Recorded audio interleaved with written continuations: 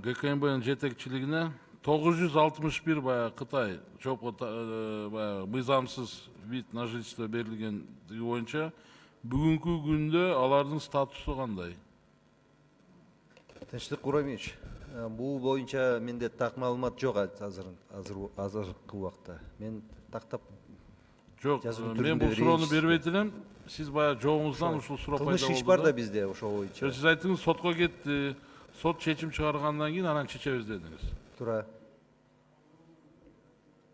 Сот 5 жылдан кийин караса 5 жыл жүрө береби? Соттун укугу да бул. Жок, 961 менен бирдеме кылыш керекпи? Кылыш керек. Мөөнөтү бүттү, болду, чыгарыш керек да, кетсин да. В судебном порядке пусть первое решение будет. Вы не правы, ладно, я не буду вас мучить. Но вы давайте там разберитесь. Хорошо. По закону, потому что только что замминистра МВД говорил, что год прошел, штраф, дальше не уезжает, уже депорт. А для этого не нужно ждать решения уголовного дела, а можно путем удворения. Туура. Мен тактайын могу маалыматты анын берейин сизге.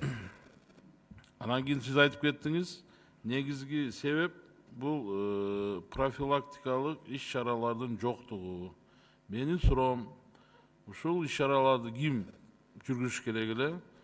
Эгерде жүргүзүлбөгөн болсо өз учурунда ким кандай жазага тартылды?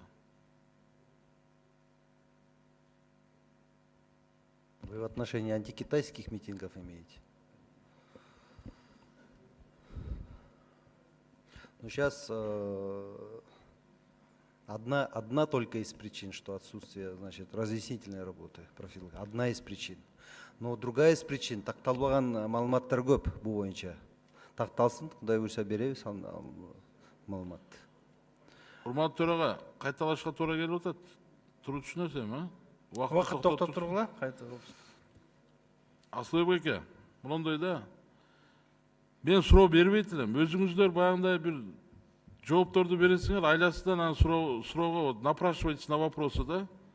Вы сказали, что отсутствие профилактических мер. А кто должен заниматься? Либо вы, либо МВД. Правильно? Если не занимались, кто понес наказание? Вот ошол эле. Ошого так ким МВД Курсан Сатарович, сиз жооп бересизби?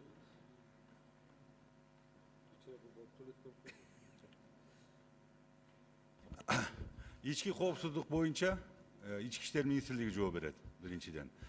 Ошондой эле мына азыркы митинг болгондо баарына келгенде чыгуу себептерин, ошондой эле эмне болгон деген.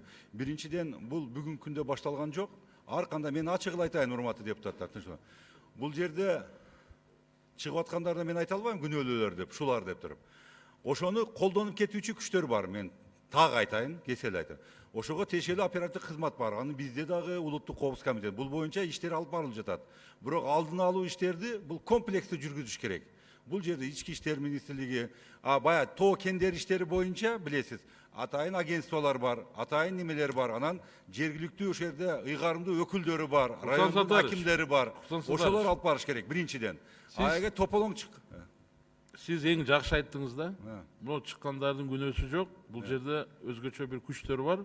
Ошол жаштарды пайдаланайын депчи. Ошондуктан бир эле немесин айттым да, себебин айттым.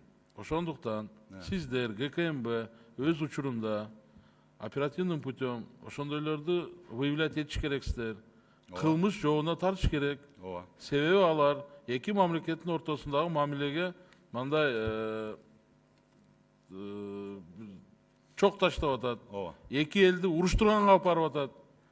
Ошондуктан мен айтканым, ошол чараларды өз убагында жүргүзүп, ошого окшогон адамдарды кылмыш жообуна тартып, камап, соттош керек. Ошол жумушту азыр деле жазсаңар кеч эмес. Ооба. Рахмат.